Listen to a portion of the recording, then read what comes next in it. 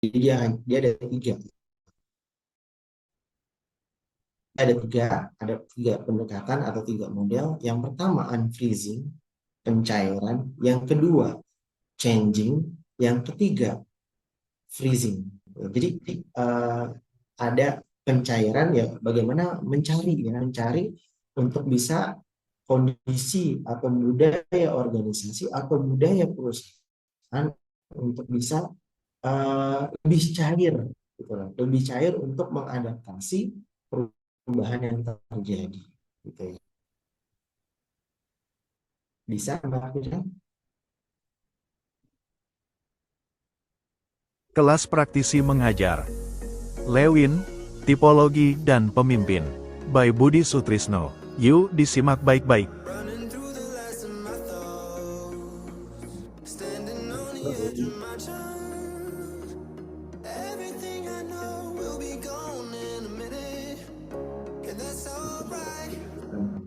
Nah, yang tadi saya sudah sampaikan bahwa Kurt Lewin, seorang psikolog Jerman Amerika di tahun 1940, ya, dia menyampaikan bahwa tiga tahap ya proses perubahan organisasi. Yang pertama unfreezing, ya, pencairan. Ya.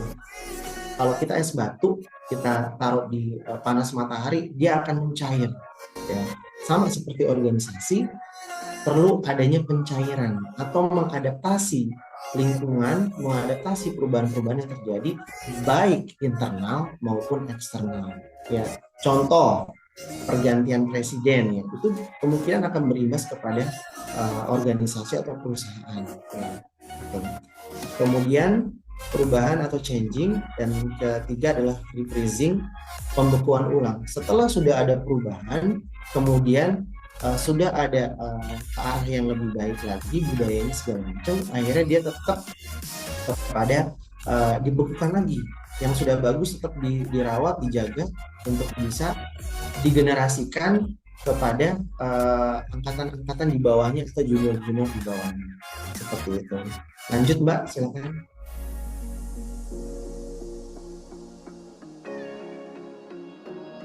Nah ini ada tiga ya. Ini ada tiga yang teman-teman bisa baca ya. Unfreezing itu yang mana? Kesiapan untuk berubah. Sama seperti Kotter mengatakan bahwa urgensi perubahan itu apa? Ya, sama ya, kurang lebih sama. Nah, kemudian educate, ya, mendidik atau training ya, training bagi semua staf, karyawan atau para pekerja ya untuk menerima perubahan yang terjadi gitu. Ada karakter orang yang nggak mau berubah, yang apa, pada eh, pada zona nyamannya gitu. Kalau zona nyaman untuk diri dia akan nyaman karena saya nggak disenggol, saya nggak diapa-apain, saya nggak ditegur, ya udah saya nyaman aja dengan apa yang saya jalankan. Kalaupun saya saya bekerja, saya akan memberikan porsi saya yang mungkin poinnya harusnya 10, dia berikan cuma 3 4 ya, 6-nya lagi itu nggak dia nggak apa namanya, dia nggak maksimalin untuk mendapat poin 10, ya udah yang ada ya terjadi tidak ada perubahan dari diri dia. Nanti ketika pribadi orang akan berubah, itu akan berimbas kepada lingkungan terdekatnya, lingkungan kerja, lingkungan keluarga, dan lingkungan pertemanan. Oke, lanjut consult ya. Ya, jadi konsultasi, siapapun konsultasi, plan, merencanakan, kemudian organize, ya, kemudian point, ya. Jadi harus harus ada apa namanya ya, semua level harus untuk siap untuk berubah, gitu ya. Kalau pemimpin mau berubah, berawal dari pimpinan, kemudian dia akan mengajak seluruhnya untuk bisa bersama-sama mewujudkan tujuan bersama yang baru, gitu ya. Kemudian yang kedua itu changing, ada perubahan. Ketika memang sudah siap untuk berubah, itu ada implementation. Jadi kalau misalkan ada visi misi, kemudian tidak ada program kerja, itu sama aja omong kosong ya. Karena visi misi itu pasti harus ada program kerja. Program kerjanya bisa di jangka pendek, bisa jangka panjang ya. Kalau dulu zamannya Pak Soeharto, Pak Presiden kita ya, almarhum Pak Soeharto bilang Dia mencanangkan rencana pembangunan 5 tahun, ya. Nah, kalau sekarang Pak Prabowo itu ada target jangka pendek dan jangka panjang, gitu ya. Nah, implementasinya itu apa? Praise, ya, menghargai, memuji, mereward, encouragement, mendorong, ya, mengencourage, ya, kemudian recognition and empathy. Jadi hubungan-hubungan kerja itu antara atasan sama bawahan kalau bisa tidak ada jarak, gitu. Jangan ada kalau misalkan bawahan takut ketemu pimpinan atau atasan, ya yang ada komunikasi nggak akan terbuka, ya. Ada suatu kasus gini. eh, Pimpinan, anggap aja sebuah perusahaan, ya, sebuah perusahaan, ownernya, foundernya itu tidak masuk ke dalam tataran teknis operasional. Kemudian dia punya manajer, ya, dia punya manajer, namun komunikasi antara manajer sama owner sama founder tidak berjalan dengan baik. Akhirnya apa? Karyawannya itu bingung. Saya mau milih kemana? Mau milih ke owner atau founder, atau saya mengikuti manajer saya. Tapi intinya komunikasi antara antara atas ke bawahan atau bawahan ke atasan itu harus berjalan bersinergi, komunikasi dua arah. Kalau misalkan ternyata hanya sebatas antara pimpinan komunikasi ke bawahan, itu adalah instruksi, ya, instruksi kerja, ya. Tapi kalau misalkan bawahan ingin meminta sesuatu ke atasan segala macam, bisa jadi terjadi demonstrasi kalau tidak ada komunikasi dua arah. Dan ketika dalam dunia kerja, dunia organisasi, respect itu nomor satu. Respect nomor satu akhirnya timbul menjadi kesulitan, ya. Jadi mau siapapun nanti suatu saat ini dari 75 orang yang ada di sini, mahasiswa-mahasiswi MP angkatan 2023 kelas A, kelas B, ketika nanti menjadi pimpinan, mau pimpinan organisasi, mau pimpinan di BUMN, di kantor perusahaan swasta segala macam, ketika jadi pimpinan, lihat yang di bawah. Eh, apakah eh, apakah apa namanya, kebijakan saya ini berpengaruh sama bawahan saya? Kalau berpengaruhnya positif, baik. Tapi kalau ternyata berpengaruhnya negatif, tidak baik, ya. Kemudian freezing, ya, dibukukan kembali, making it stick. Jadi sudah baku, ya. Teman-teman, kalau di bengkel Honda itu ketika mau servis itu pasti daftar dulu, ya. Daftar, kemudian dicatat, kemudian ada montirnya 1 2 3 4 5. Kemudian kalau montirnya itu butuh sesuatu, itu lapor ke bagian yang di depan, ya, di FO-nya. Kemudian FO-nya akan ngecek barang yang ada di gudang, dan itu penomorannya luar biasa detail, ya. Mau baut ini, spare part ini, segala macam. Jadi memang seperti itu baku. Jadi orang melihatnya dari luar, oh rapi sekali, gitu kan, terstandarisasi sekali, tersistem sekali. Jadi intinya kalau memang sudah bagus perubahan yang terjadi dalam organisasi maupun perusahaan, tetap dipelihara untuk pemimpin yang akan menggantikannya, gitu ya. Jadi jangan sampai yang sudah bagus dihilangkan, jangan, gitu ya. Berlaku untuk seorang pemimpin. Lanjut, Mbak.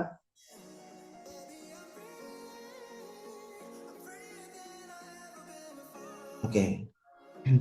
Nah, Lewin mengumumkan ada 3 model seperti itu. Kemudian kita masuk ke dalam tipologi manajemen perubahan, ya. Dan secara umum manajemen perubahan itu dibagi menjadi 2 jenis perspektif, yaitu perspektif individu, kemudian perspektif organisasi, ya. Jadi ada dua, ya. Nah, kenapa pribadi? Karena memang ketika kita sebagai makhluk individu, kemudian juga sebagai makhluk sosial, ya, ketika kitanya sudah baik, ya, ketikanya kita mau berubah, ketika diri kita mau berubah, nanti akan berdampak kepada organisasi. Tapi kalau kitanya sendiri nggak mau berubah, sampai kapanpun juga organisasi tidak akan berubah, ya. Jadi banyak kisah-kisah perusahaan raksasa yang gulung tikar, gitu ya, karena dia tidak mau berubah, gitu ya. Nokia dulu nomor satu, ya, connecting people, gitu kan, motonya connecting people. Tapi akhirnya malah kalah dengan Android Samsung. Kemudian Samsung ada lagi iPhone segala macam. Kemudian BlackBerry juga pernah merajai apa handphone ya di Indonesia segala macam. Tapi akhirnya kalah gitu ya. Karena memang kalau perubahan itu adalah perubahan yang memang harus di apa namanya ditangkap, kemudian dirubah secara internal, kemudian berdampak kepada eksternal, gitu ya. Dan apa ya? Kalau memang ternyata kita mau masuk organisasi ya lingkupnya kampus, berarti teman-teman harus siap untuk berubah.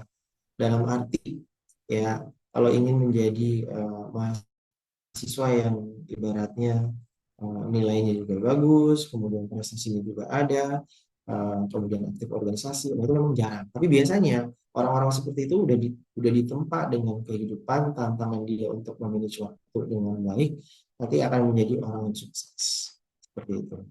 Oke Mbak, silakan lanjut.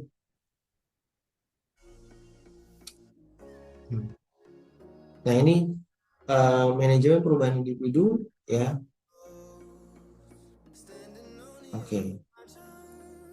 Ya, jadi ketika perspektif individu merupakan pemahaman tentang bagaimana orang atau individu mengalami perubahan. Adapun tujuan dari perubahan ini ialah memastikan bahwa individu memiliki kesadaran, awareness, keinginan, pengetahuan, keamanan. Kalau disingkat itu AKAR, PROSCI. Jadi ya, ada ininya, ada singkatannya AKAR ya. Awareness, kemudian desire, kemudian knowledge, ability, reinforcement ya. Jadi kesadaran dari diri dia.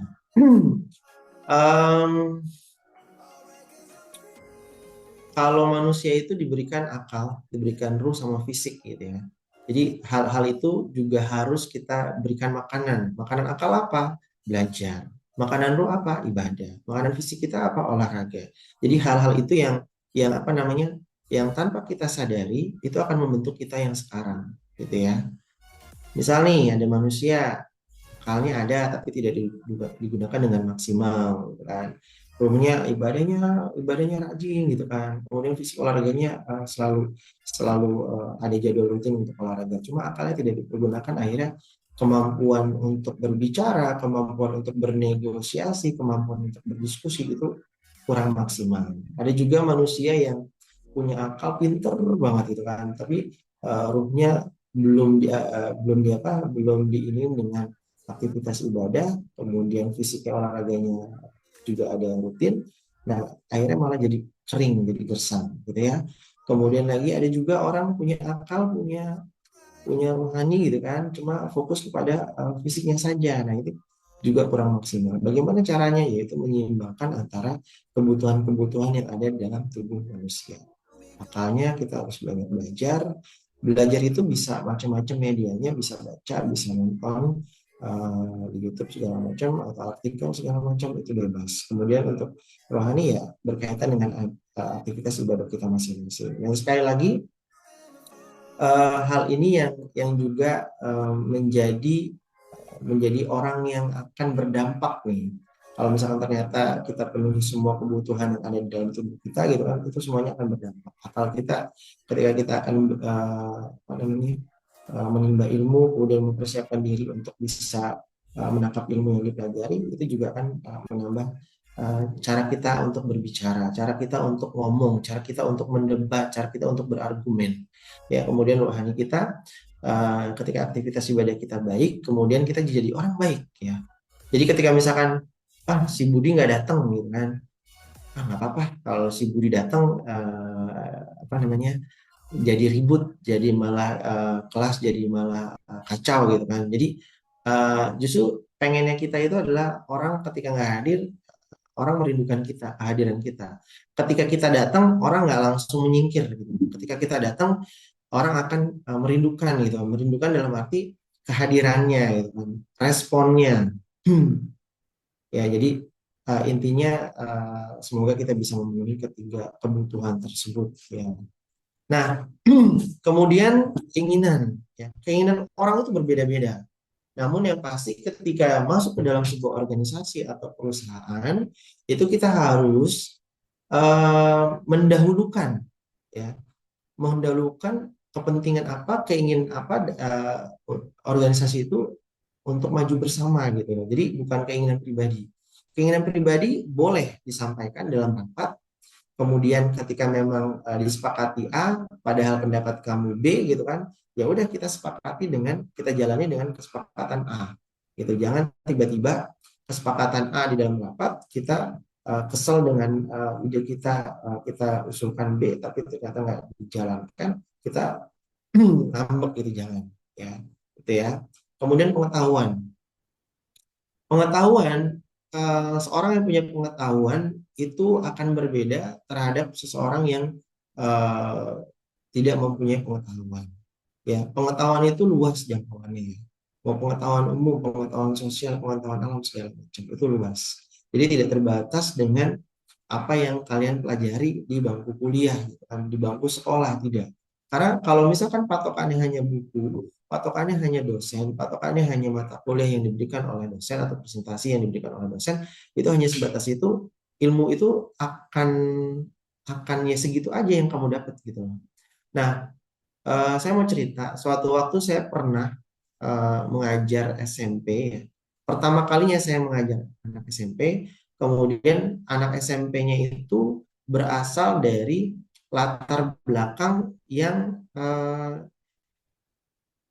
tidak berkecukupan, ya. Jadi ibaratnya eh, anak pedagang, anak orang pasar, segala macam. Akhirnya pada saat pertama kali saya ngajar SMP, bagaimana saya bisa mentreat mereka, mendidik mereka, biar ada yang mereka dapatkan ketika sampai ke sekolah, ya. Nah, pada saat pertama itu saya kehabisan kata-kata. Kenapa? Karena mungkin pada saat itu saya belum banyak baca, belum mempersiapkan diri saya sebagai guru yang mengajar mereka, yang mengajarkan, yang mendidik mereka, ya. Akhirnya saya baca, saya baca, saya baca, saya baca, saya baca. Akhirnya apa yang tersampaikan oleh saya itu adalah dampak apa yang saya baca, gitu ya. Jadi ketika kamu belajar sesuatu, suatu saat itu akan disimpan di memori kamu, di alam bawah sadar kamu. Nah, suatu saat itu pun bisa tiba-tiba muncul menjadi sebuah pembelajaran atau menjadi sebuah pengetahuan, gitu ya. Nah, pada saat itu saya berkesimpulan bahwa ketika seorang banyak membaca, dia akan mudah untuk berbicara, ya. Itu saya ketika pengalaman saya mengajar di SMP, dan akhirnya saya belajar bahwa untuk bisa berbicara banyak gitu ya, berbicara macam-macam segala hal, ya pengetahuan itu tidak boleh pilih-pilih. Ketika memang kalian memang harus mempelajari, ya dipelajari. Kalaupun tidak, cari sesuai dengan kesukaan, ya, kesukaan teman-teman apa. Tentang psikologi, baca tentang psikologi, tentang motivasi, tentang manajemen segala macam, baca. Karena nanti dampaknya ke teman-teman juga. Suatu saat itu akan dibutuhkan, entah kapan, gitu ya. Ya, itu. Kemudian kemampuan, ability. Kemampuan seseorang itu berbeda. Ya. Kemampuan seseorang itu berbeda antara A, si B, si C, si D. Nah, ketika masuk ke dalam dunia kerja, skill, kemampuan teman-teman itu akan dilihat. Ya, Em, kalau skill, ya itu memang bisa bisa terlihat ketika dia melakukan sesuatu. Ya. Nah, tapi kalau ijazah, ya, mungkin ada teman-teman yang lulus ijazah S1, tapi skillnya dia kalah dengan lulusan anak SMA. Ya, kalau skill iya kalah. Tapi kalau secara legitimate bahwa dia sudah menggenggam apa namanya strata satu, dia ada ijazahnya. Nah, bagaimana teman-teman bisa memotivasi diri teman-teman kalau nanti memang ternyata dalam beberapa tahun ke depan teman-teman lulus, skillnya sebelum teman-teman lulus ditambahin, ya. Jangan hanya itu aja, ya. Pak, saya suka editing video. Ya udah, banyak aplikasi yang gratisan untuk teman-teman explore kemampuan teman-teman di skill editing video. Pak, saya sukanya foto-foto sinematik segala macam gitu kan. Ya, nggak apa-apa, kembangin. Pak, saya sukanya menulis novel. Ya udah, kembangin. Pak, saya sukanya modeling, kembangin. Jadi skill-skill itu yang nanti akan membawa teman-teman untuk kehidupan teman-teman nantinya gitu kan setelah masuk ke dalam dunia kerja ya.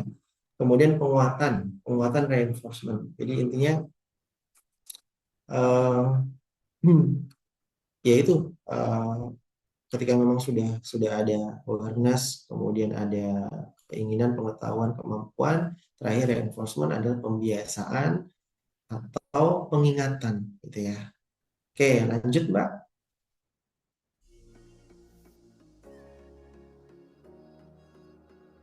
Ya. Nah, ini yang pertama adalah manajemen perubahan individu, yang kedua adalah organizational change atau perubahan yang ada di lingkup organisasi. Ada tiga ya. Yang pertama developmental change, setiap perubahan yang dilakukan untuk meningkatkan proses dan prosedur yang telah ditetapkan sebelumnya di develop ya. Kemudian transitional change, perubahan yang memindahkan perusahaan dari keadaan saat ini ke keadaan yang baru untuk memecahkan masalah. Jadi ada kantor ya, kalau dulu eh, kantor BASF itu ada di Indonesia, tapi akhirnya setelah tahun berapa mereka pindah gitu ya. Kantor BASF itu dulu terkait dengan kalau dulu masih zaman kaset ya, kaset, CD segala macam, itu BASF belum pernah ada di Indonesia. Tapi karena situasinya, perkembangan teknologinya tidak memungkinkan, akhirnya dia tidak ada di Indonesia. Kemudian banyak beberapa kantor yang tidak ada di Indonesia, kemudian pindah ke negara yang lain, gitu ya.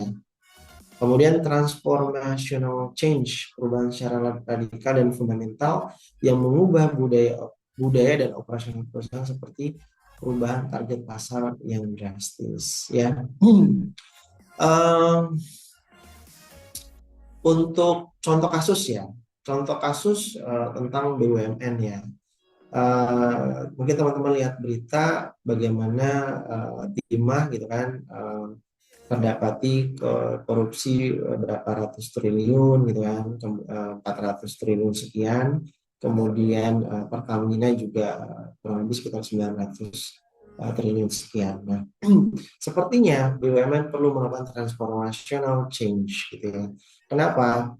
Karena kalau untuk korupsi itu berarti dari atas sampai tengah sampai bawah segala macam. Jadi semuanya mengular gitu ya, mengular. Nah, dan itu sepertinya memang diperlukan uh, pimpinan yang luar biasa, harus jujur gitu ya. Karena direkturnya di Pertamina itu sudah digaji dengan gaji yang luar biasa besar gitu ya, namun ternyata masih bisa terlibat korupsi. Nah, ini contoh kasus saja. Ya, ini contoh kasus yang ibaratnya transformational change ya. Bahkan Menteri BUMN Pak Erick Thohir mencanangkan dari awal ya ketika dia menjabat Menteri ESDM akhlak gitu ya. Jadi akhlak itu bukan bukan bukan hal yang simple, memang harus dipraktekkan seharian, bukan hanya sebatas lip lip service doang, tapi yang harus dijalankan di tataran operasional, teknis operasional ya. Jadi keseharian harus memiliki akhlak ya gitu ya. Akhlak itu Pak Budi lupa ya singkatan dari apa, nanti bisa teman-teman cari aja gitu. Dan lanjut silakan Mbak.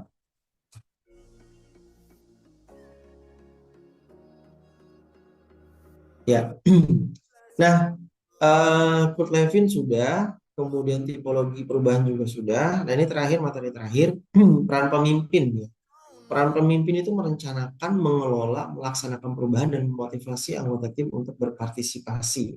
Pemimpin perubahan juga harus mampu mengatasi penolakan yang mungkin muncul. Ya, kalau di list yang di sebelah kanannya menetapkan tujuan. Jadi seorang pemimpin itu diminta ketika menjadi pemimpin tujuan organisasi ini mau kemana? Ya, tujuan perusahaan ini mau kemana? Atau mau mendapatkan laba sebesar berapa? Gitu ya. Atau kita mau ekspansi di luar negeri gitu ya. Jadi memang harus menetapkan tujuan. Kemudian dia harus bisa memutuskan perubahan. Kapan perubahan itu dijalankan? Kapan perubahan itu dilakukan? Ya. Dan kemudian pemimpin juga harus bisa menanggung resiko. yang ada di lapangan ya. Semua itu pasti berujung tanggung jawab kepada seorang pemimpin ya. Kemudian lagi memfasilitasi perubahan. Jadi ketika dia memutuskan perubahan, dia harus memfasilitasi apa yang harus saya lengkapi, kebutuhan apa yang saya harus lengkapi untuk bisa perubahan ini berjalan dengan lancar dan sukses. Kemudian memotivasi dan membimbing. Dan sekali lagi ya, seorang pemimpin yang baik ya, itu tidak pernah menjelek-jelekan, memburuk-burukkan, ngomong di depan orang, ya, ngomong dalam sebuah rapat itu jangan. Ya. Kenapa? Karena dampaknya itu bukan hanya demotivasi, itu bisa justru bawahan kita yang kita singgung, yang kita sindir, yang kita jelek-jelekin gitu kan, itu akan dendam gitu ya, dendam sama kita. Yang ada kan kita hidup di dunia ini cuma sekali gitu kan. Bagaimana kita bisa mencari banyak teman? Ya kalau musuh nggak usah dicari, pasti ada aja yang nggak suka sama kita, ya kan? Yang pasti eh, jangan jadi pemimpin seperti itu. Kemudian mengatasi penolakan. Jadi ketika jadi seorang pemimpin, apakah semuanya akan suka sama kita? Enggak, ya. Kita kita bener aja ada yang nyalahin kita, apalagi salah, gitu ya. Sebagai seorang pemimpin, apakah semua juga menerima perubahan yang kita jalankan? Enggak juga. Mungkin di depan menerima, tapi di belakang menolak gitu kan, diomongin di belakang segala macam gitu ya.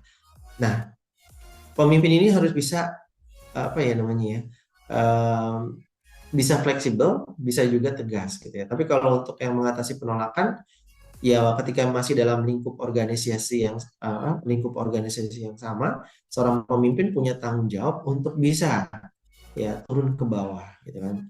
Pemimpin itu nggak harus juga menatap ke atas terus, tapi harus bisa lihat ke bawah, lihat di bawah, lihat di bawah apa yang terjadi di lapangan ya.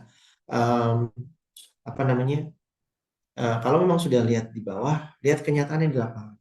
Kemudian kebijakan apa, peraturan apa, keputusan apa yang ternyata kok bisa seperti ini, gitu kan. Jadi intinya harus turun ke bawah. Ya, belusukan itu bagus, gitu. Belusukan itu bagus, tapi harus juga berdampak sama kebijakan yang uh, berdampak kepada orang banyak dan menguntungkan orang banyak dan mensejahterakan orang. Ya, kemudian membangun kepercayaan. Jadi seorang pemimpin harus bisa dipercaya sama anak buahnya. Kalau misalnya pemimpin itu udah nggak dipercaya, itu udah turun, ya. Harga dirinya sudah turun. Bahkan ketika dia ngomong apapun, karena udah nggak dipercaya, orang tidak akan menganggap apa yang dia omongkan, gitu ya. Kemudian menjamin kesuksesan.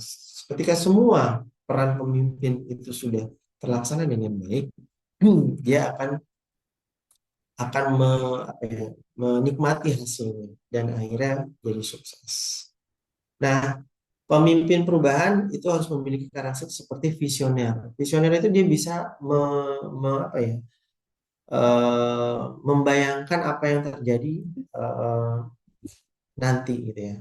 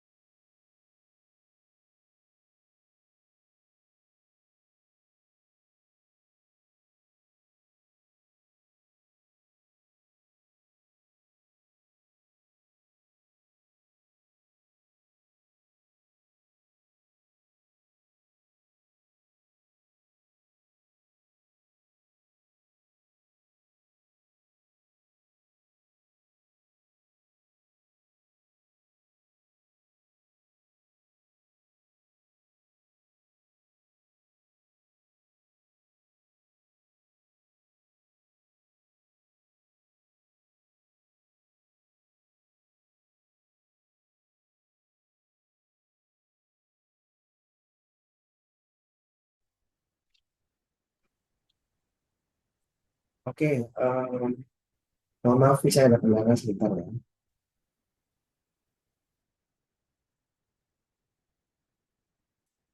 Oke, masih bisa kedengaran? Dengar, Halo? Pak. Sudah Ya, oke. jelas. Terima kasih Ibu. Mohon maaf Ya, tadi ada. monggo. Nah, seorang pemimpin dia harus mengandai-andai, mengandai-andai apa yang akan terjadi dalam waktu kurun waktu ya setahun, 2 tahun, 3 tahun, 4 tahun, 5 tahun, atau mungkin 15 tahun ke depan, ya. Kemudian harus inspiratif, ya.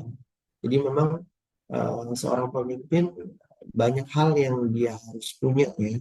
Inspiratif itu pokoknya seorang pemimpin itu pasti beda gitu. Apalagi kalau misalkan sudah di apa namanya sudah diamanahkan untuk menjadi uh, menteri lah, atau presiden lah, ketua MPR, kemudian ketua umum partai segala macam. Jadi dia memang harus punya satu hal yang menginspirasi oleh orang lain. Nah, kemarin saya lihat reels gitu kan, lihat reels ada seorang supir truk, dia di situ ada foto dua presiden, satu lagi gubernur, gitu ya. Tengah-tengahnya gubernur. Kemudian dipanggil sama si kebetulan gubernur Jawa Barat ya, Pak Kang Deddy Mulyadi. Sini Pak, ini foto siapa? Kata si Kang Deddy Mulyadi kan.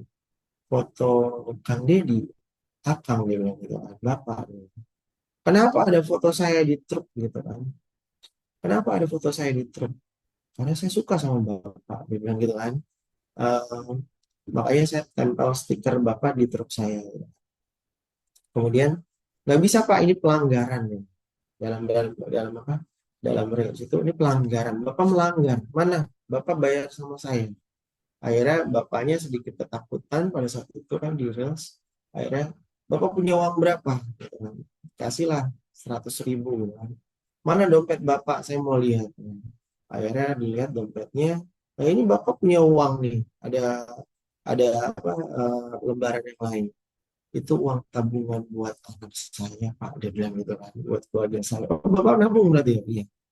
Ya udah nih saya ambil semua, dia bilang gitu kan.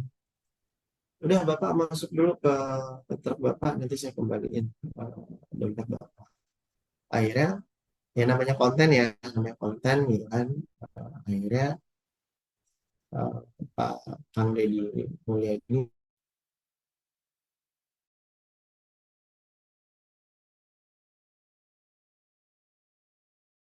truknya itu udah berjalan, saya dia bilang gitu kan, ini bukan uang saya. Loh, uang siapa Pak? Ya udah selesai gitu. Jadi dalam pertanyaan Kang Deddy, kenapa memasang foto saya? Karena saya suka sama Bapak. Jadi inspiratif ya. Yang teman-teman ketahui yang eh, di sosmed adalah begitu aktifnya Gubernur Jawa Barat ini ke sana kemari gitu kan. Tapi masalah suka atau nggak suka itu kan hak orang gitu kan.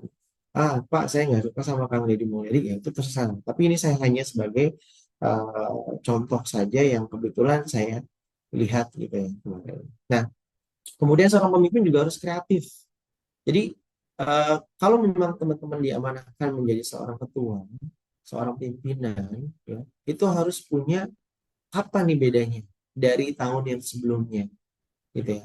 Apa yang harus saya apa namanya? Apa yang harus saya ciptakan? Apa ide saya untuk bisa berkreasi, gitu ya, untuk bisa berkreasi. Nah, dulu eh, berapa puluh tahun ke belakang di sekolah saya itu ada lomba 3D display ya. 3D display itu uh, display 3D ya, 3 dimensi, tapi bahannya harus bahan-bahan recycle, kardus, kemudian kertas koran, apa namanya, kalau cat itu udah pewarnaan, itu terserah dengan kreasinya seseorang tersebut gitu kan. Kemudian saya punya ide bagaimana membuat 3D display itu kurang lebih sekitar 3 meter, 3,1 meter. Ya, kalau teman-teman bisa tahu uh, apa anger apa Inside Out. Mungkin ada yang pernah pernah pernah nonton film kartun Inside Out. Saya bikin yang sifat marah itu, angernya itu dengan 3,1 meter. Teman-teman teman-teman saya pada saat itu bilang, wah kalau Pak Budi yang buat itu pasti bakalan beda gitu kan, pasti besar gitu kan. Karena ketika saya membuat sebuah karya gitu kan, dan itu memang dilombakan 3D display, ya ya udah sebagaimana semaksimal saya bisa lakukan gitu. Kalau teman-teman ikut lomba, jadilah yang pertama gitu ya. Jangan mau jadi yang kedua, yang ketiga jangan. Jadilah yang pertama karena ketika memang keinginan kita ingin jadi pertama, walaupun ternyata gagal ya nggak apa-apa. Kita masih punya kesempatan di lain waktu kan, kesempatan gitu ya. Kemudian pemimpin visioner, inspiratif, kreatif sama berani. Ya dia harus berani. Berani itu karena benar gitu ya. Bukan berani karena salah. Ya, jangan. Ya, kalau memang ternyata kita benar, ya kita harus berani. Kemudian ketika kita salah, kita berani salah gitu ya. Dan itu nggak ada bahasa bahasa kamusnya berani itu karena salah. Kita berani membela yang salah, jangan ya. Nah, itu tujuannya udah berbeda gitu ya. Dan terakhir adalah bertanggung jawab. Segala keputusan yang kita buat di dalam sebuah organisasi maupun perusahaan yang teman-teman nanti akan geluti ya, yang mungkin saat ini teman-teman akan geluti di sebuah organisasi, ya harus bertanggung jawab dengan apa yang teman-teman ucapkan ya. Kalau memang ternyata teman-teman jadi pejabat, itu pasti akan direkam, kemudian masuk ke sosmed segala macam, itu pasti akan terlihat terekam jejak digital teman-teman. Ya. Dan sekali lagi literasi bukan hanya literasi baca buku segala macam, literasi digital juga harus ditingkatin. Kenapa? Jangan asal main komen, kayak gitu kan. Ah dasar ini bla bla bla bla, oh, dia karakternya kayak gini bla bla bla gitu ya. Jangan. Head speech-nya, komen negatifnya kalau bisa sudah diminimalisir. Jadi nanti gini, kalau teman-teman merasa bahwa bebas dong, saya mau berkomentar apa-apa, apa saja ya bebas. Ya. Tapi kalau bisa yang baik-baik, yang positif segala macam, yang bisa memotivasi orang, yang bisa menginspirasi orang. Jadi intinya ketika ada Mbak sama Mas ya di lingkungan pertemanan atau perkuliahan segala macam, orang akan suka berteman dengan kalian. Dan itu nggak bisa dibuat-buat gitu ya, karena itu bawaan dari orang masing-masing. Nah, dan manusia itu adalah khalifah atau pemimpin di muka bumi. Ya, berawal dari mana? Memimpin diri sendiri. Berawal dari kapan? Dari sekarang. Kemudian dari hal yang apa? Dari yang terkecil. Dari hal yang terkecil, dari mulai sekarang, dan dari diri sendiri. Itu saja dari saya untuk hari ini. Mungkin nanti akan lebih banyak kepada sharing atau diskusi. Terima kasih Mbak Firya. Saya kembalikan ke Mbak. Oh ya, sorry. Ada quote ya, saya cantumkan ada dua quote ya. The measure of intelligence is the ability to change. Jadi kecerdasan itu diukur dengan kemampuan untuk merubah. Jadi ketika dia cerdas, dia pasti akan bisa merubah atau kreatif gitu ya. Yang kedua, those who cannot change their mind cannot change anything.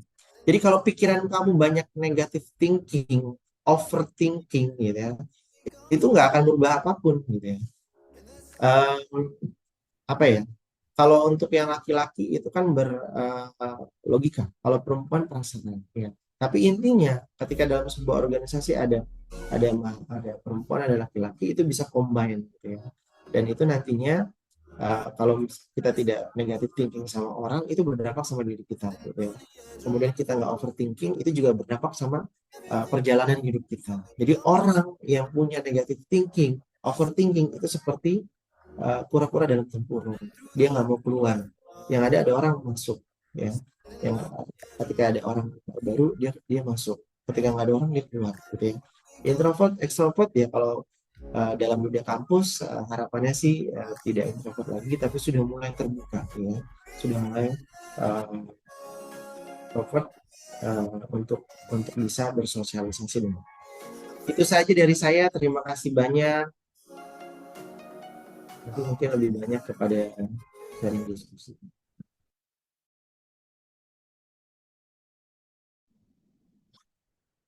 Baik, Alhamdulillah. Terima kasih Bapak Budi atas insight-nya yang sangat amat keren banget ya. Karena sesi pemaparan materi sudah selesai, yuk boleh bagi teman-teman yang ingin bertanya bisa langsung raise hand atau tulis pertanyaannya di kolom chat. Oke, udah ada Elfridana. Silakan El, boleh langsung. Oke, sebelumnya perkenalkan nama saya Alfrida. Kebetulan saya juga buat materi dan makalah yang sama tentang manajemen perubahan. Nah, saya tuh baca gitu Pak dalam makalah yang saya buat. Kadang ada case di mana kita anggota dalam tim atau organisasi itu menolak adanya perubahan. Sebagai pemimpin, tentunya itu kan adalah kasus yang besar ya. Dan gimana eh, umumnya atau bijaknya seorang pemimpin menanggapi hal tersebut. Dan jalan keluarnya tuh biasanya apa sih, Pak? Terima kasih. Oke, terima kasih. Nama Elfridana. Oke, Elfrida ya. Boleh saya jawab Mbak Firya? Silakan Bapak. Oke, ya. Jadi eh, seorang pemimpin itu dimanapun pasti ada penolakan ya, ada penolakan. Tapi bagaimana? Nah ini uniknya pemimpin. Bagaimana ketika ada orang menolak keputusan yang kita buat, ya. Tapi keputusan ya bukan personal, ya. Tapi kalau pemimpin itu tidak disukai secara personal oleh bawahannya, mau apapun keputusan untuk kebaikan bersama, tapi tetap ditolak. Ini dia udah nggak objektif, dia subjektif. Ya. Nah, kalau kita berbicara keputusan, kemudian ada yang menolak, kita dekati orang-orang yang menolak. Ketika memang kita mau mendekat, mereka menjauh, ya udah, jangan dipaksakan. Tapi kita berbicaranya adalah konteks pekerjaan, konteks bidang yang kita geluti. Ketika dalam sebuah organisasi, kita bisa menjangkau dia, menginformasikan, itu haknya dia. Jadi ketika ada rapat, ya kita infokan. Masalahnya dia datang, dia hadir, itu haknya dia. Tapi kalau hak informasi untuk informasi rapat, dia harus dapatkan. Dan segala keputusan juga harus kita informasikan. Jangan hanya terbatas kepada lingkup orang-orang tertentu aja. Jangan. Ya, karena kalau organisasi itu hubungannya adalah semuanya, semua anggota organisasi. Jangan sampai timbul, jangan sampai ada omongan seperti itu. Berarti kalau memang ada ternyata omongan seperti itu, nah pemimpin ini harus bisa merangkul semuanya. Ya, masalah dia menolak apa segala macam itu haknya dia.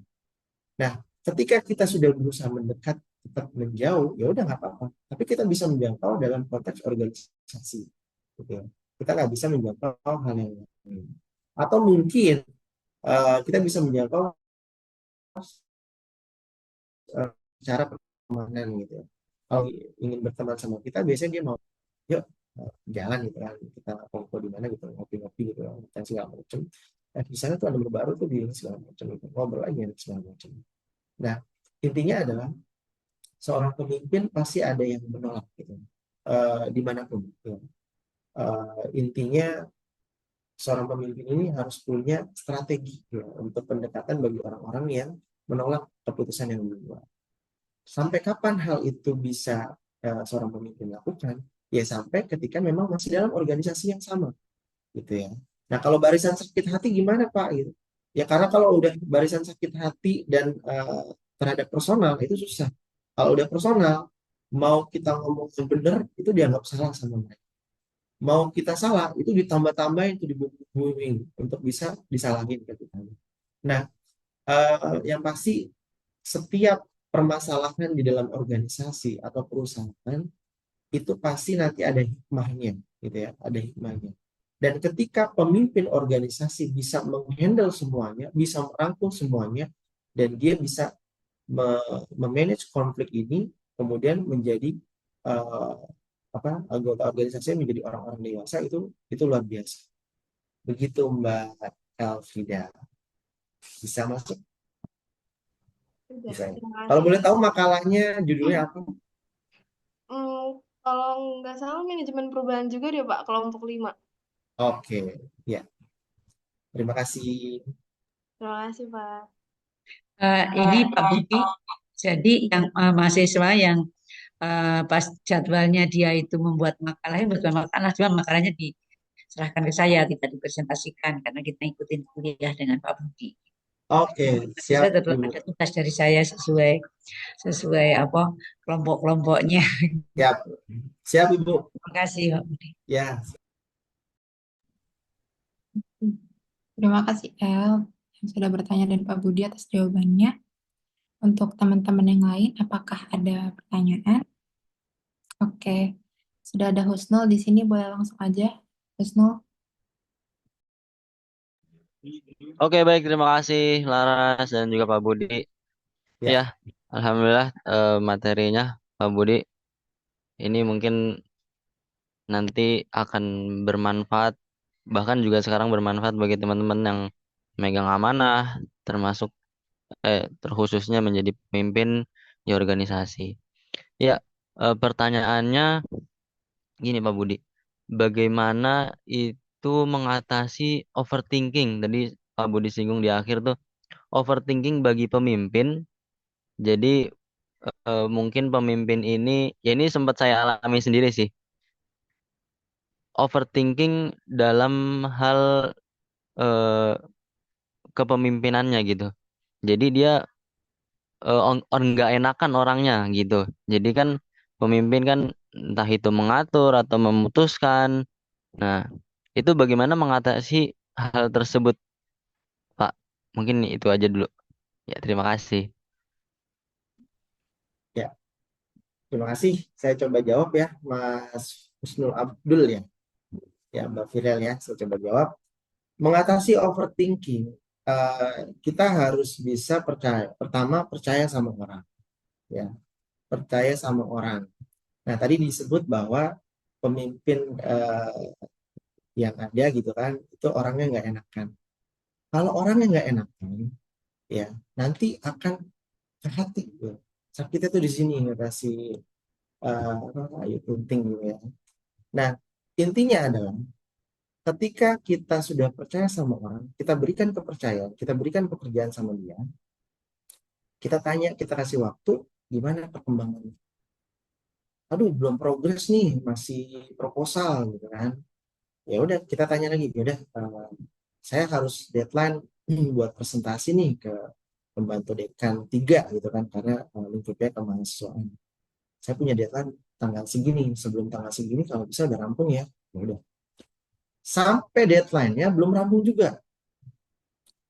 Ya udah kayaknya ini saya nunggunya agak lama gitu kan. Jadi uh, saya nggak bisa kalau seperti ini. Berarti saya izin ya untuk mempercepat prosesnya. Itu nggak apa-apa. Gitu ya. Tapi kan kita sudah memberikan kepercayaan sama dia. Tapi ternyata kita sudah berikan waktu, ternyata nggak bisa diwujudkan, ya udah mau nggak mau kita handle. Kenapa? Karena tanggung jawabnya adalah tanggung jawab organisasi, bukan pribadi ke pribadi gitu ya. Gitu. Nah, overthinking itu berpikirnya ke sana kemari gitu ya. Test case aja dulu ya. Test case aja dulu. Kebijakan apa nih? Keputusan apa? Oke, setiap rapat kalau bisa 15 menit sebelum rapat datang gitu kan. Ternyata lebih molor 15 menit gitu kan. Akhirnya ya kita sepakatannya apa nih? Pas taruh ditaruh atau minuman segala macam nggak apa-apa. Tapi kesepakatan bersama ya. Jadi ketika memang keputusan dibuat, kemudian ada respon, ya, ada respon, dan ternyata memang keputusan itu harus direvisi, nggak apa-apa direvisi, karena untuk kebaikan bersama. Kalau konteksnya organisasi, itu adalah organisasi. Kalau konteksnya pribadi, itu pribadi. Tapi kalau pribadi masuk ke dalam organisasi, ya kalau bisa memang tujuan kebersamaannya adalah organisasi. Seperti itu, Mas Susno. Terima kasih. Oke, baik. Terima kasih Bapak jawabannya. baik. Terima Yuk kasih. yang lainnya. Ya, silakan teman-teman yang lain. Ada. Laras, boleh izin tanya ke Pak Budi? Iya, boleh, Aisyah. Baik, Boleh, terima kasih Laras. Sebelumnya terima kasih Pak Budi atas materinya. Sebelumnya mohon maaf saya belum bisa on cam karena sinyalnya sangat jelek. yang ingin saya tanyakan tadi di dalam materi itu ada mengenai perubahan organisasi ya Pak. Nah, yang ingin saya tanyakan itu adalah bagaimana menurut Bapak ketika terjadi perubahan dalam organisasi atau perusahaan demi kebajikan perusahaan tersebut, namun harus mengurangi atau menggugurkan hak-hak dari karyawan yang ada. Contohnya, waktu itu saya pernah baca berita tentang Shell, di mana di perusahaan Shell itu terdapat efisiensi departemen yang tadinya 2 itu dijadiin 1 dan mengakibatkan anggota-anggota di kedua departemen itu mengalami PHK gitu Pak, kayak dicopot gitu jabatannya. Nah, menurut Bapak bagaimana? Terima kasih Pak. Ya, terima kasih atas pertanyaan dari siapa tadi? Aisyah Pak. Oh, Aisyah. Ya, oke. Jadi gini, tadi contoh kasusnya adalah Shell gitu ya. Jadi 3 departemen jadi 2 departemen. Ya. Yang pasti gini, ketika memang itu harus dilakukan untuk efisiensi, ya nggak apa-apa. Ya. Tetapi kita harus berikan haknya. Ya, dalam Undang-Undang Ketenagakerjaan itu sudah teratur tuh kalau untuk ibaratnya mem-PHK karyawan harus bisa berapa kali lipat dari gaji gitu kan. Dan itu memang harus dipenuhi. Kalau tidak terpenuhi oleh Shell, pasti karyawan yang di PHK kan itu pasti akan demo gitu ya. Contohnya yang paling masif itu adalah PT Sritek gitu ya. Akhirnya bangkrut gitu ya. Tapi yang bertanggung jawab siapa? Ya yang membuat PT Sritek itu pejabat-pejabat yang di sana untuk bisa memenuhi kesejahteraan karyawannya ketika di PHK gitu. Nah, eh, kalau di apa namanya di parkir-parkir di mall segala macam, tadinya mungkin ada orang tapi sekarang menjadi mesin gitu kan. Itu pun harus diberlakukan seperti itu karena untuk memaksimalkan dan mengefisiensikan anggaran yang ada misalnya gitu. Itu pun juga ketika memang di PHK kan itu harus terpenuhi hak-haknya. Kalau tidak, pasti akan ada demo gitu ya. Nah, kalau PT Sritek itu kemarin demo, gitu kan, karyawannya demo karena belum terpenuhi hak-haknya dia. Tapi kalau Shell nggak tahu, saya nggak tahu beritanya apakah ada demo atau tidak tuh yang Mbak yang tadi tanya. Ada?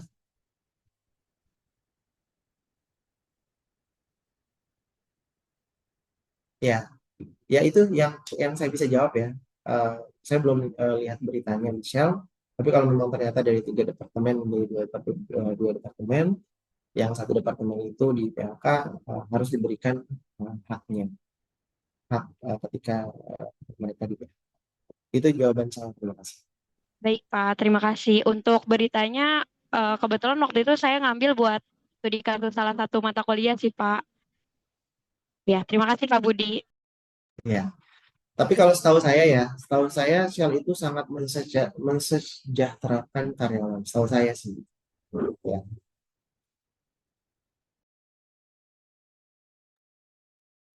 Baik, terima kasih Aisyah atas pertanyaannya dan Pak Budi atas jawabannya. Sini sudah ada penanya lagi Pak, ada Sofia. Boleh langsung silakan. ya silakan. Ya, sebelumnya terima kasih untuk Pak Budi dan Laras atas kesempatannya. Izin bertanya, Pak. Karena tadi eh, ada juga kan teman-teman sempat nanya tentang perubahan, terus juga tadi Pak Budi juga bawain materi tentang pemimpin. Jadi saya juga penasaran gitu, Pak. Gimana kalau misalnya pemimpin tersebut yang nggak mau berubah gitu? Jadi kayak semisal in case-nya staff-staffnya ini udah ngerasa perlu nih gejolak perubahan, adanya gejolak perubahan. Cuman pemimpin ini tuh kekeh untuk mempertahankan nilai-nilai budaya yang udah ada gitu. Jadi kaku gitu, nggak visioner. Menurut Pak Budi bakal seperti apa? Terima kasih, Pak. Ya, oke ya. Eh, Kemarin sempat nonton Walid, ada yang sudah nonton Walid ya? Ya, oke ya. Sisi negatifnya banyak hal yang negatif lah, yang sesat segala macam. Dia punya 4 istri ya. Ini sebagai ini aja, sebagai apa namanya? Sebagai ilustrasi saja ya. Tapi mohon yang cowok-cowok tidak mengikuti jalurnya Pak Walid ini ya. Ya. Nah, ada 4 istrinya ya. Kemudian salah satunya sudah tahu keburukannya gitu kan. Kemudian dia terisik segala macam, dia perlu bukti segala macam. Kemudian ada juga orang baru masuk dalam pesantren Bayi Duri sama Hambali gitu kan. Dia tahu ini segala macam. dan itu sudah mengungkapkan beberapa kali bahwa apa yang kamu ini segala macam sesat, tapi dia tidak ingin berubah.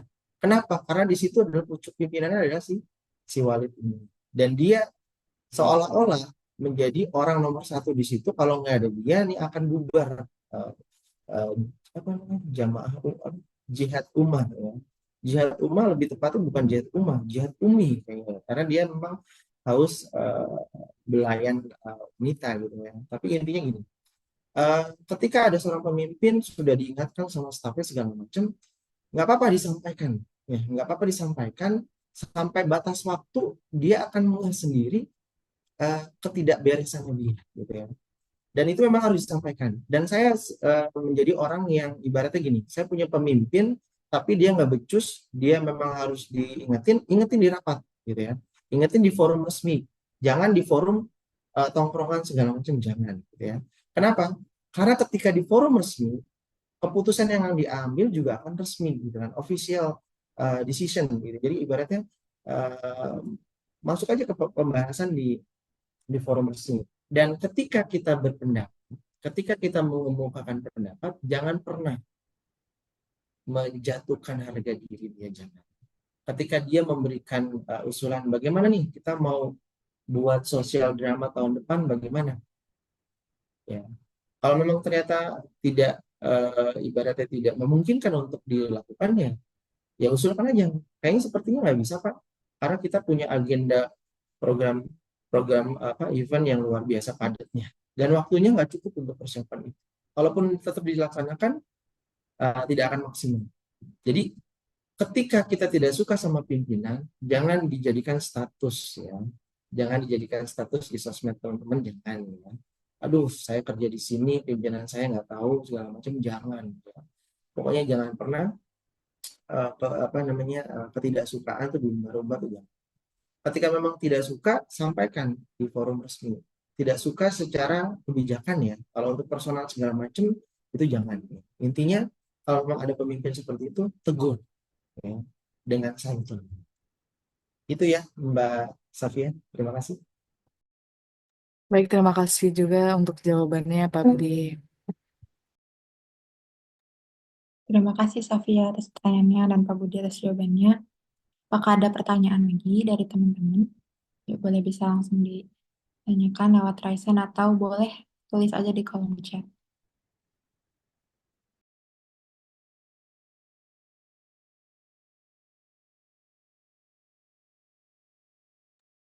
Oke, sudah ada penanya lagi Bapak. Ada Akifah di sini. Boleh langsung aja, boleh. Silakan. Oke. Oke, baik Bapak. Sebelumnya, apakah suara saya terdengar dengan jelas?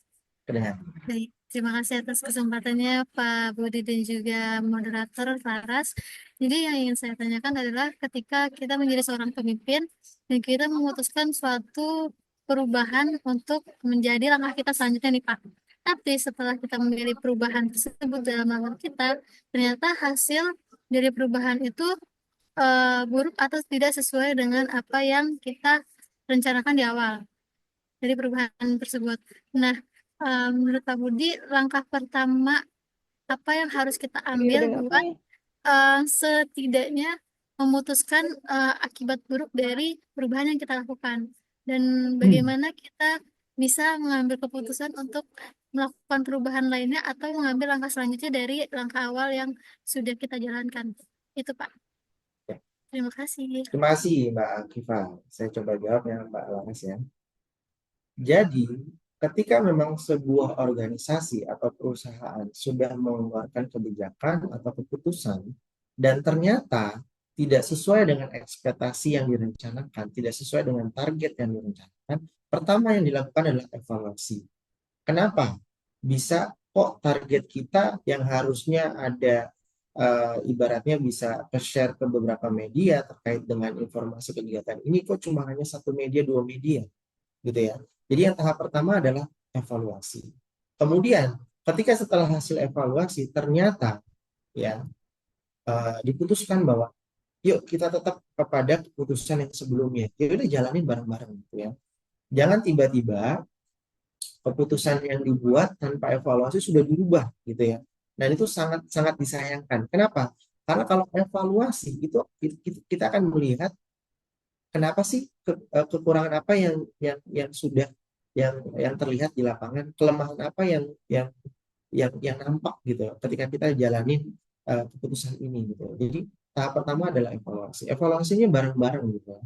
Eh, Kalau di organisasi biasanya eh, ada kegiatan, kemudian ada laporan pertanggungjawaban. Nah, di laporan pertanggungjawaban itu harus dimasukin evaluasi, ya. Kenapa kok pesertanya kurang? Kenapa kok dananya terbatas gitu kan? Kenapa kok sponsor tidak bisa mensponsori kegiatan kita? Jadi selain kegiatan, laporan pertanggungjawaban itu bukan hanya tentang laporan keuangan, ya, tapi evaluasi dimasukin. Kenapa? Karena tahun depan kemungkinan akan ada kegiatan yang sama atau yang mirip, ya. Jadi ketika memang di sebuah organisasi, misalkan setiap tahun ada pensi gitu kan, ada pentas seni.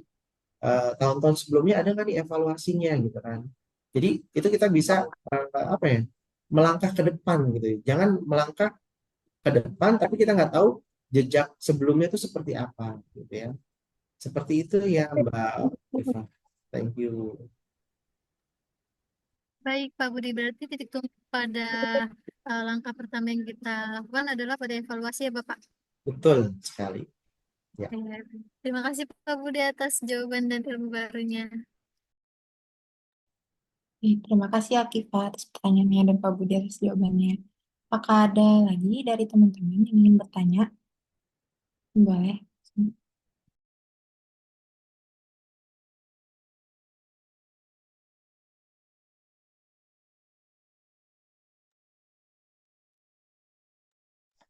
Ya, Yuk, sepertinya siapa lagi? masih ada. Ibuku izin bertanya, berarti nanti teman-teman akan apa namanya? Ujian UAS berarti ya atau gimana? Setelah selesai perkuliah materi manajemen perubahan. Bagaimana Pak? Ini kurang suaranya kurang jelas. Berarti nanti ada ujian berarti ya, pertemuan keberapa itu ujian kalau nggak salah. Oh, siap nanti kita diskusikan kepala PJ-nya. Enggak, saya bertanya kok. Hmm, Ya udah. Oke, sepertinya tidak ada lagi ya Mbak Laras ya. Ya Bapak, mungkin kita Ya, tutup oke. sesi Ya, Q&A.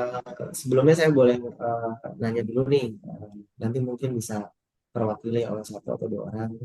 Ya, semoga apa yang saya sampaikan bisa sedikitnya bisa menambah pengetahuan teman-teman. Tapi intinya apa namanya? Ya kalau memang ternyata sesinya hanya 3 gitu kan, karena memang dari apa yang sudah disepakati bahwa 3 sesi, ya inilah yang teman-teman sudah dapati. Dan saya lagi untuk lulusan manajemen pendidikan nggak usah khawatir teman-teman ya. Jadi kalau teman-teman nanti ada acara temu alumni segala macam, itu alumni MP luar biasa tersebar di berbagai macam departemen bidang kerja segala macam.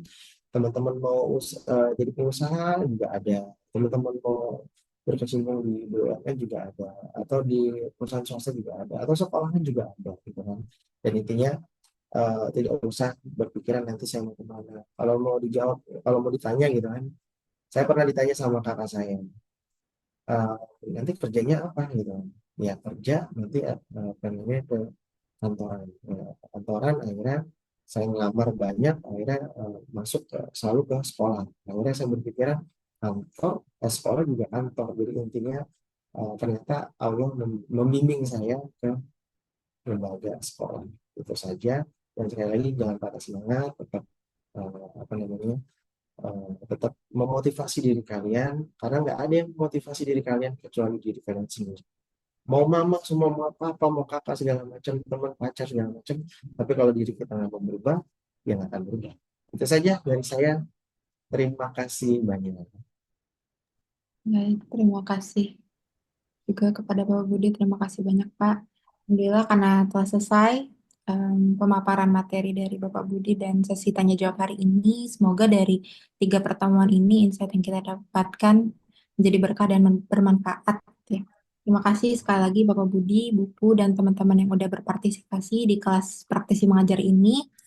Mohon maaf apabila ada salah kata dan perbuatan. Saya selaku moderator pamit undur diri.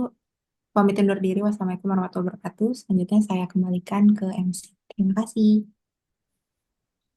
Baik, terima kasih Bapak Budi dan juga Lara selaku moderator atas pemaparan materi dan sesi diskusinya tadi yang sangat luar biasa bermanfaat banget dan membuka wawasan baru gitu bagi kita semua teman-teman. Kemudian mungkin selanjutnya dari Ibu Po sendiri apakah ada yang ingin disampaikan? Terima kasih, Hera. Kita berikan applause dulu untuk Pak Budi. Terima kasih Pak Budi. Mudah-mudahan apa yang disampaikan Pak Budi bermanfaat untuk kita semuanya dan memotivasi teman-teman untuk lebih semangat lagi, untuk lebih menggali memotivasi dirinya sendiri untuk mau berubah. Pak Budi, mohon maaf kalau memang Pak Budi berkenan, saya minta nanti soal UTS dari Bapak dan saya koreksi sendiri soalnya dari Bapak. Ya teman-teman ya. Ya, nanti saya Kita komunikasi sama UTS-nya Ibu ya. Nanti saya masih komunikasi minggu sama depannya Ibu lagi ya. ya, 2 minggu lagi ya. Masih 2 minggu lagi Bapak. Ya, Jadi nanti saya yang itu kan komunikasi ada sama Ibu. silabusnya itu lah nanti Bapak apa dari materi yang Bapak yang 3 itu apa dari materi yang awal sampai pertemuan yang yang ke-7 gitu. Karena memang pertemuan ke-8 ya mesti UTS lah. Nanti kalau UAS kalau ada praktisi mengajar dari Pak Budi lagi ya baru Jadi mohon berkenan Bapak untuk nanti membuatkan soal bukan pilihan ganda. Kalau pilihan ganda itu udah harga mati nggak ayo itu dari Iya, betul nggak Pak. ada Betul, Bu. nggak ada nggak ada bisa membantu lagi untuk teman-teman gitu. Kalau saya kan dari teman bisa merangkai kata, tapi kalau intinya tuh oke ya sudah itu benar gitu. Oke, Ibu. Terima kasih dari Ya. saya. Itu Pak Budi jadi mohon buatkan soal nanti UTS-nya. Terus kami juga mohon maaf telah mengganggu waktu Pak Budi. Kami tidak bisa membalas kebaikan hati Pak Budi. Mudah-mudahan Allah SWT memberikan pembahasan yang berlipat ganda, memberikan Bapak Budi kesehatan, keselamatan, dan kesuksesan. Mudah-mudahan di lain kesempatan, mata kuliah saya hanya 2, manajemen perubahan dan kewirausahaan itu aja. Oke, siap. Kalau ganti-ganti, menyiapkan RPS-nya, PPT-nya, itu. Banyak ya Bu ya. Sekali lagi, kami aturkan terima kasih kami dan saya dan teman-teman hanya punya doa yang terbaik untuk Pak Budi. Terima kasih, sukses selalu Pak Budi. Sama-sama Ibu Po, keluarga sukses Bapak. selalu. Terima kasih, selamat sore. Assalamualaikum warahmatullahi wabarakatuh. Waalaikumsalam warahmatullahi wabarakatuh. Waalaikumsalam warahmatullahi wabarakatuh. Baik, terima kasih Bu Pu atas tambahan yang sudah disampaikan. Saya juga mengucapkan terima kasih sebanyak-banyaknya kepada teman-teman yang tadi sudah berpartisipasi aktif dalam kelas praktisi di hari ini. Semoga harapannya kelas praktisi di 3 kali pertemuan ini bisa bermanfaat dan juga menjadi bekal untuk teman-teman semua dalam memahami materi di mata kuliah manajemen perubahan ini. Mungkin untuk agenda terakhir yaitu ada sesi dokumentasi dan itu akan dipandu oleh PJ atau dari moderator. Izin Hera. Izin Pak Budi dan Bupu, saya selaku PJ akan mengatur dokumentasi untuk pertemuan kelas praktisi pada hari ini. Dimohon teman-teman yang sekiranya masih off cam, mohon lagi. Ya, Pak Pipa, Nurmila.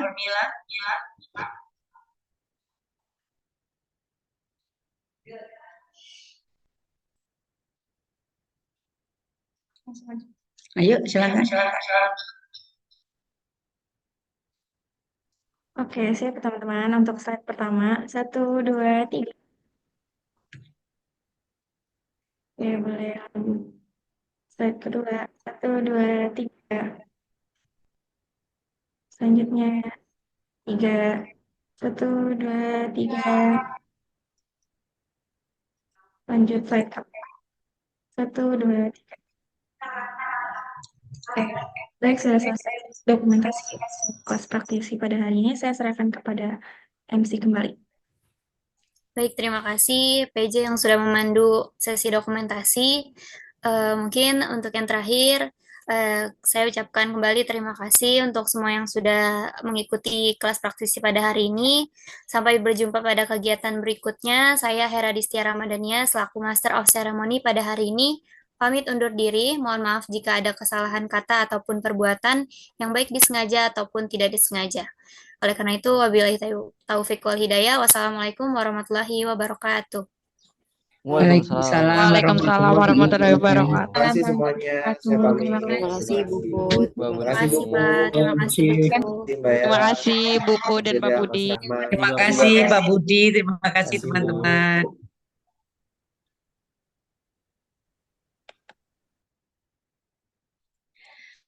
Eh, Teman-teman ini ya, untuk nanti yang hari Senin, kelas A, kuliah seperti biasa. Jadi makalah ya karena Jumat libur, Sabtu libur, Minggu libur, Senin pagi gitu ya. Jadi ditaruh di meja saya, jadi saya baca sebentar, nanti pas kuliah jam berapa gitu hari Senin itu? Jam 10, Bu. Jam 10 ya, nanti kita jam 10. Siap ya kelompoknya ya, ya mepet Bu, ya udah mepet kan kemarin juga udah juga. Udah ada yang ditanyakan? Aman, Bu. Deh, nanti kalau memang ada yang kira-kira udah nih selesai kok timbul pertanyaan, nanti bisa lewat PJ-nya tuh waduh. Dan teman-teman bersyukur loh PJ-nya baik kelas A maupun kelas B itu wah, hebat-hebat. Gesit gitu loh, sat-set gitu. Terima kasih ya sampai kelas A, sampai ketemu nanti hari Senin, untuk kelas B ya nanti untuk sampai hari Kamis. Terima kasih, sukses untuk kalian semua. Mohon maaf salah dan hilaf saya. Tolong sampaikan salam hormat saya untuk orang tua kalian. Terima kasih. Selamat sore. Assalamualaikum warahmatullahi wabarakatuh. Waalaikumsalam warahmatullahi wabarakatuh. Waalaikumsalam warahmatullahi wabarakatuh. Terima kasih Ibu. Sama-sama. Jangan lupa bahagia ya. Oke, Bu. Siap, Bu. Ibu juga.